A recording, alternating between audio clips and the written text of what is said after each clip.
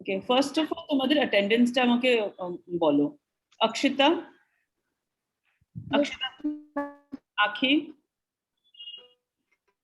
Babli, Yes, yes, Debasmita, ma'am. Dipanwita, Yes, ma'am. Himani, Jagriti, Jagriti, Jagriti আছো? জয়শ্রী, জয়ত্রী, কমলিকা, মমতা, মমতা,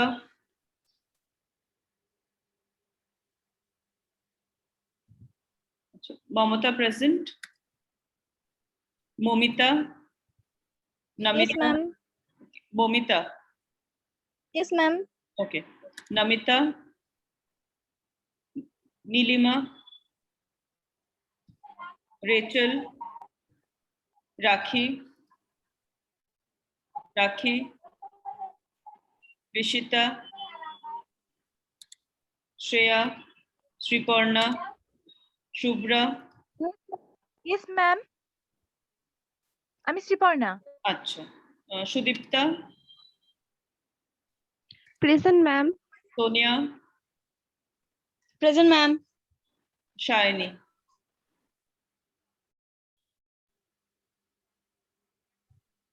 ওকে, আচ্ছা, তোমরা সিলেবাস তোমাদের সবার কাছে আছে? তোমরা কি জানো আমরা কে কোন টপিক পড়াচ্ছি? তোমাদের সেমেস্টার 2 তে এবার দুটো পেপার আছে, CC3 আর CC4। CC3 হচ্ছে এডুকেশনাল সাইকোলজি। সিলেবাসটা হাতের কাছে আছে সবার?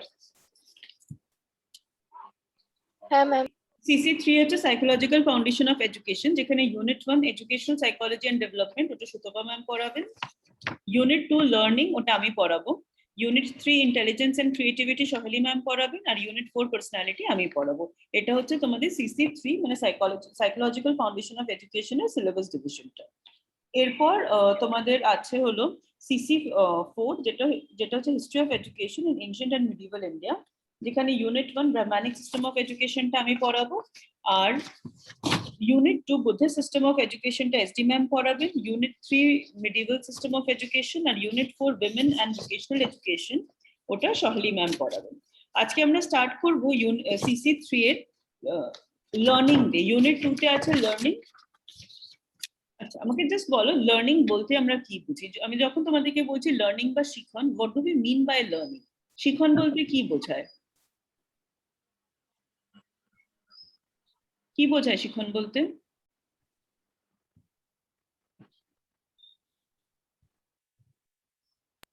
কোনো কিছু শেখা। হ্যাঁ, লার্নিং মানে কোনো কিছু শেখা, কিন্তু এই শেখাটা মানে এই যে শেখা আমরা বলছি, এটা কি ধরনের শেখা?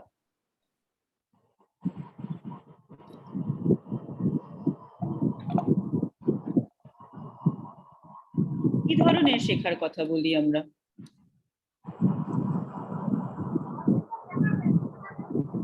তোমরা তো 11-12 এ পড়েছো লার্নিং কি, what is learning?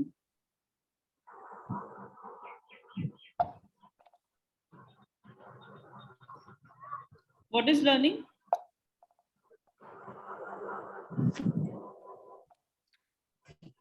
Learning is modification of behaviour.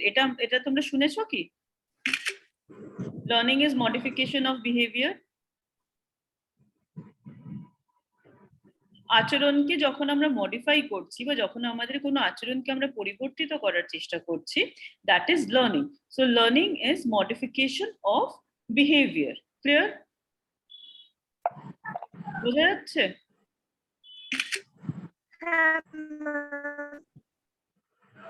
যখন আমরা এই মডিফিকেশন অফ বিহেভিয়ার বলছি, what is modification of behaviour? আচরণকে মডিফাই করার কথা বলা হচ্ছে। সো এই আচরণকে মডিফাই করা মানে কি? What is modification of behaviour?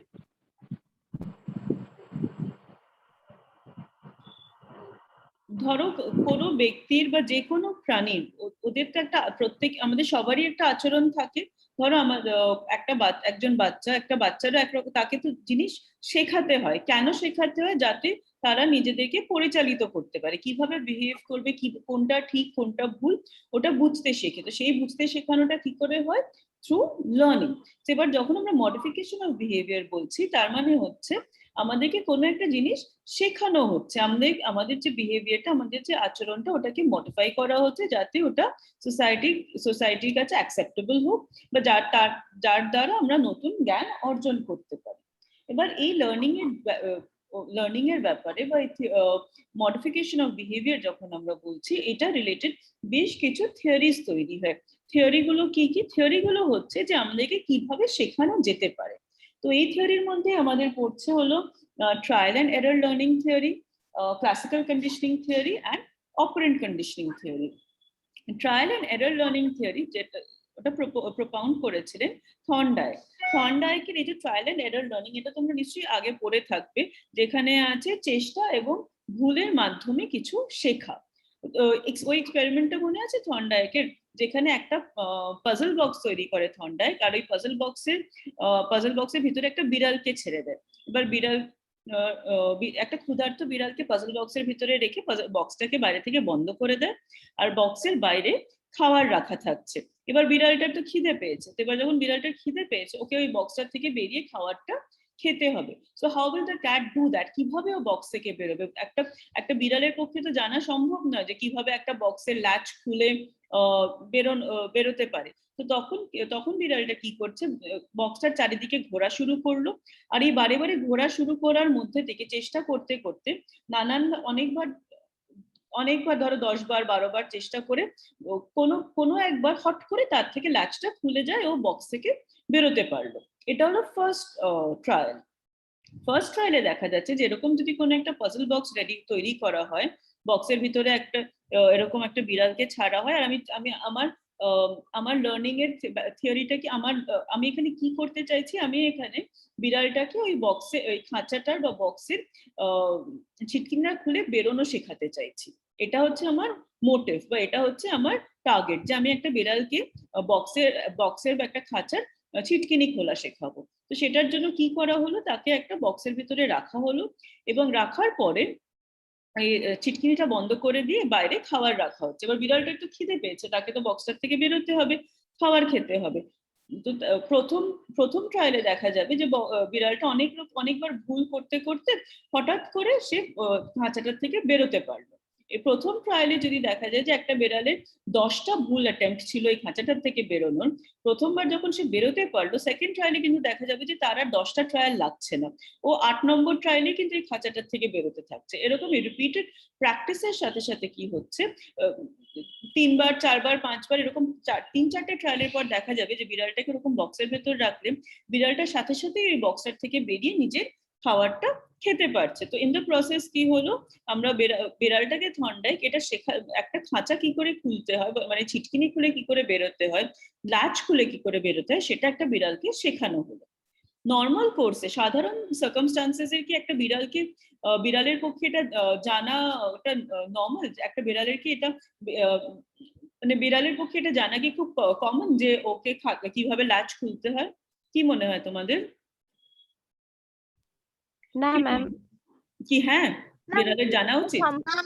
না ম্যাম, এটা জানা উচিত না সাধারণভাবে। তো তাহলে থর্নডাইক যে এক্সপেরিমেন্টটা করলো, যেখানে তাকে ওই ট্রায়াল অ্যান্ড এরর মানে বারে বারে চেষ্টা করে ভুল করে যে জিনিসটা শেখালো, এটাতে কি বিড়ালটার মডিফিকেশন অফ বিহেভিয়ার হচ্ছে?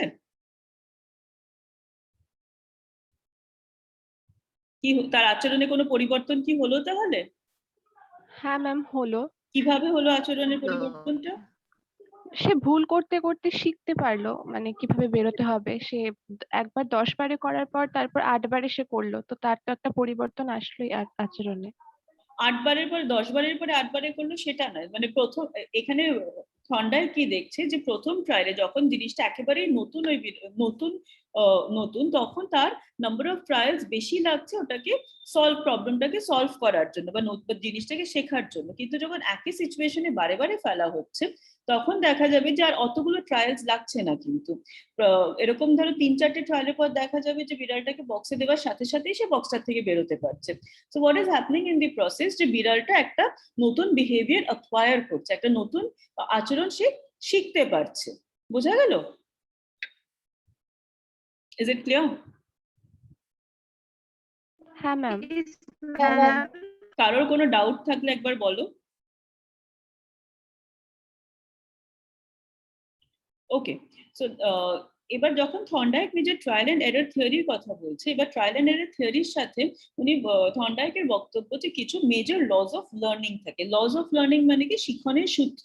এগুলো তোমরা নিশ্চয়ই আগে পড়েছো। তিনটে মেজর ল অফ লার্নিং কি বলতো? শিক্ষণের সূত্রগুলো কি কি মনে নেই একটাও? একটা ফললাভের সূত্র বলে কিছু ছিল। আরেকবার বলো। ফললাভের সূত্র। ফললাভের সূত্র একটা, আর ফললাভের সূত্রকে যেটাকে আমরা ইংলিশে বলি ল অফ ইফেক্ট। বলো। আমার কথা শোনা যাচ্ছে? ম্যাম প্রস্তুতি সূত্র। ল অফ রেডিনেস প্রস্তুতি সূত্র, ল অফ ইফেক্ট ফললাভের সূত্র, আর আরেকটা হ্যাঁ, প্রস্তুতি সূত্র আর হচ্ছে অনুশীলনের সূত্র। অনুশীলনের সূত্র, ল অফ এক্সারসাইজ। তার মানে there are three laws of learning. Law of exercise যেটা হচ্ছে প্রস্তুতি সূত্র আর ফললাভের আর হচ্ছে অনুশীলন। অনুশীলন মানে ল অফ এক্সারসাইজ মানে হচ্ছে অনুশীলনের সূত্র, ল অফ ইফেক্ট মানে হচ্ছে ফললাভের সূত্র, আর থার্ডটা কি বলো? প্রস্তুতি সূত্র। ল অফ রেডিনেস মানে হচ্ছে প্রস্তুতি সূত্র। তাহলে এটা হচ্ছে তিনটে মেজর ল অফ লার্নিং। তো যখন আমরা প্রস্তুতি সূত্র কথা বলছে বা ল অফ রেডিনেস এর কথা বলছে, তার মানে কি? প্রস্তুতি সূত্র বলতে কি বোঝায়?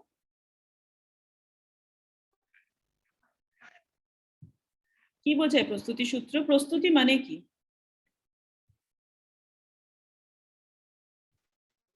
মানে কোনো কাজের জন্য আমরা প্রস্তুতি, যেমন কোনো কাজ করার আগে আমরা প্রস্তুতি গ্রহণ করি, সেটা ধরনের কিছু আমার ব্যাপারটা সম্পর্কে জানা থাকবে।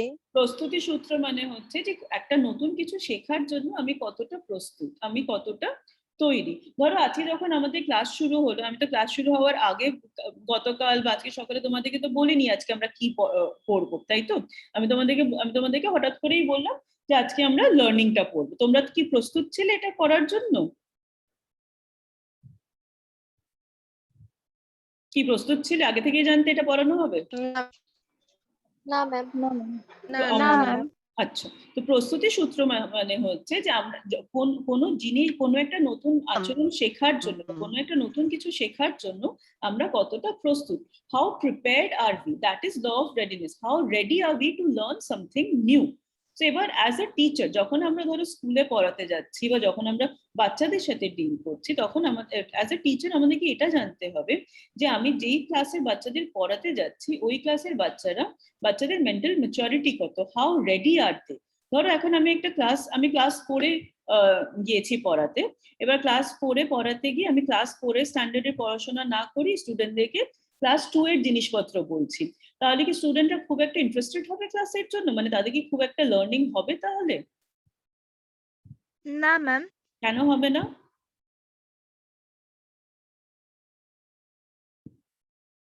কেন হবে না? কি হলো? কেন কেন তাদের লার্নিং হবে না? বলো ঋষিকা। তারা প্রস্তুতি না সেই বিষয়টার জন্য, তারা কারণ সেটা গ্রহণ করতে পারবে না। গ্রহণ করতে পারবে না, তারা তো ক্লাস 4-এর স্টুডেন্ট। তাদেরকে যদি এখন ক্লাস 2-এর জিনিস শেখাতে চাই তাহলে তো এটা কমপ্লিট ওয়েস্টেজ, তাই না? তো সেই কারণে তাদেরকে মানে যেই ক্লাসে আমি পড়াতে যাচ্ছি আমাকে ওই ক্লাসের হিসেবেই তো পড়াতে হবে। সিমিলারলি যদি আমি ক্লাস 4-এর স্টুডেন্টদেরকে পড়াতেই আমি তাদেরকে ক্লাস 7-এর জিনিস শেখাই, তারা বুঝতে পারবে না। So that is law of readiness, যে আমরা কতটা prepared, how mentally how much prepared we are to learn a particular lesson but to learn something new. So that is law of readiness. তো যখন আমি যদি ক্লাস 4-এ বা আমি যদি ক্লাস 2-তে যেই ক্লাসে আমি পড়াতে চাই, দ্য স্টাডি ম্যাটেরিয়াল বা লার্নিংটা সেই ক্লাসের জন্য স্পেসিফিক হতে হবে। মানে তাদের থেকে কম স্ট্যান্ডার্ডের কিছু বা তার থেকে বেশি স্ট্যান্ডার্ডের কিছু পড়ালে কিন্তু learning will not be adequate. Second হচ্ছে ল অফ এক্সারসাইজ, যেটা তোমরা বললে অনুশীলনের সূত্র। তো ল অফ এক্সারসাইজটা কি? অনুশীলনের সূত্রটা কি ছিল? আচ্ছা, এই যে বিড়ালের এক্সপেরিমেন্টটা আমরা ডিসকাস করলাম, এই বিড়ালের এক্সপেরিমেন্টটা কি ছিল? মানে এই বিড়ালের এক্সপেরিমেন্টটা থেকে কি বোঝা যাচ্ছে?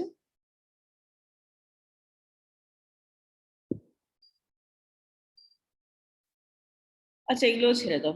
সেমেস্টার 1-এ যা পড়েছো সব মনে আছে? কি মনে আছে সেমেস্টার 1-এ যা যা পড়েছিলে তোমরা?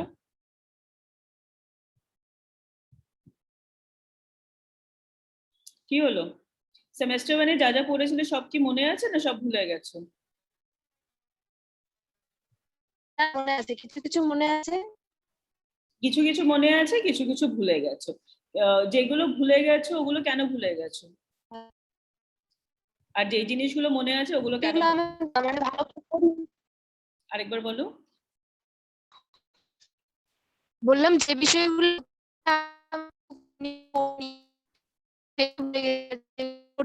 যেগুলো মনে আছে। যেই বিষয়গুলো তোমরা বেশি পড়েছো ওই বিষয়গুলো তোমাদের মনে আছে, যেই বিষয়গুলো তোমরা পড়োনি ওই বিষয়গুলো তোমাদের মনে নেই। তো এই যে ল অফ এক্সারসাইজের কথা আমরা বলছি, বা অনুশীলনের সূত্রের কথা আমরা বলছি, আমরা এক্সপেরিমেন্টের ক্ষেত্রেও কি দেখেছিলাম যে বিড়ালটা যত নাম্বার অফ ট্রায়ালস যত বেশি হচ্ছে তার শেখাটা অত তাড়াতাড়ি হচ্ছে, আরো ভুলছে না।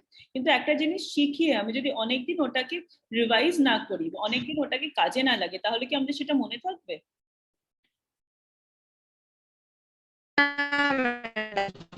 এটাই হচ্ছে অনুশীলনের সূত্র বা ল অফ এক্সারসাইজ, যেখানে বলা হয় যে the more we practise the better we remember. ধরো আজকে যে এখন আমরা ক্লাসটা করছি, ক্লাসের পরে আমি ধরে নিচ্ছি তোমরা আর কি ওটা দেখবে না কি পড়ানো হয়েছে বা কিছু, তাহলে আমি যদি তোমাদেরকে আগামীকাল এটা রিলেটেড কোনো কোয়েশ্চেন জিজ্ঞেস করি তোমরা কি বলতে পারবে?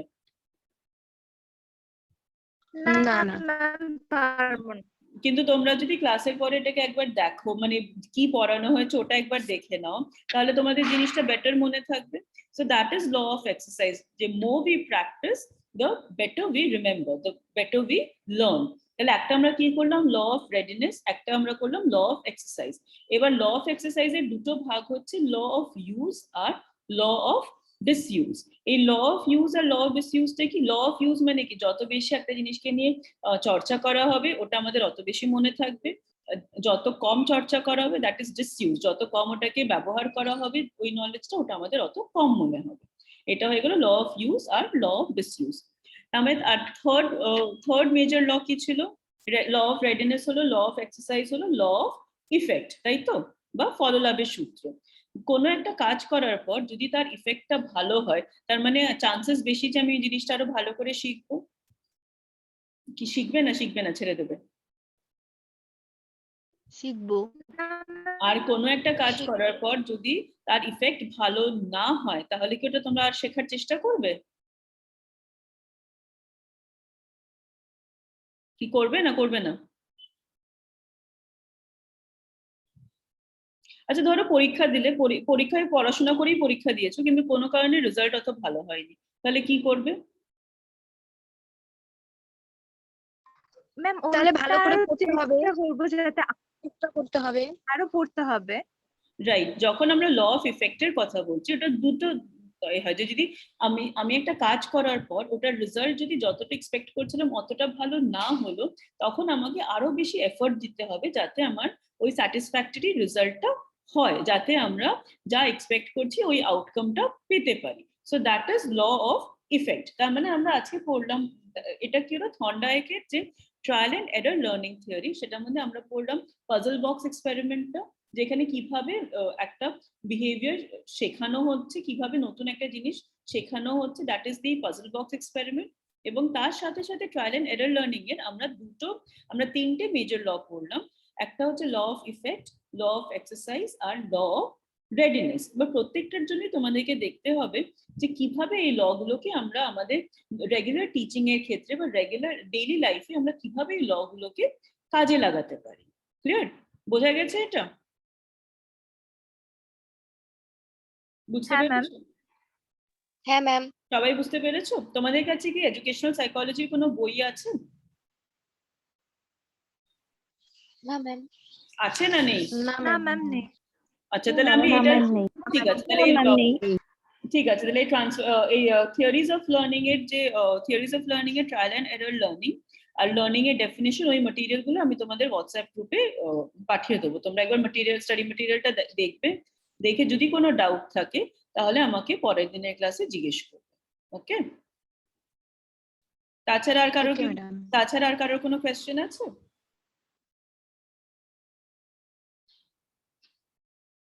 আর কারোর কোনো কোয়েশ্চেন আছে এটা এই টপিকটার থেকে? ওকে, এই মুহূর্তে নেই ম্যাম, এই টপিক থেকে কোনো কোশ্চেন নেই। তাহলে কোথা থেকে কোয়েশ্চেন আছে তোমার? ম্যাডাম এখানে যে ক্লাসগুলো করছি না ম্যাম, একটু নেটওয়ার্কের মানে একটু যদি প্রবলেম হয় তো কেটে যায়। হুম হুম হ্যাঁ ম্যাডাম, জুমে অনেক নেট লাগে, এটা হচ্ছে সমস্যা। গুগল মিটটাই সব থেকে বেস্ট ছিল। না, গুগল মিটের হ্যাঁ ম্যাডাম, মানে সমস্যা ওখানে ক্লাস তোমাদের। করলে না কেটে যেত না, আচ্ছা, আর তাহলে এখানে আমরা হুট করে কেটে যায়।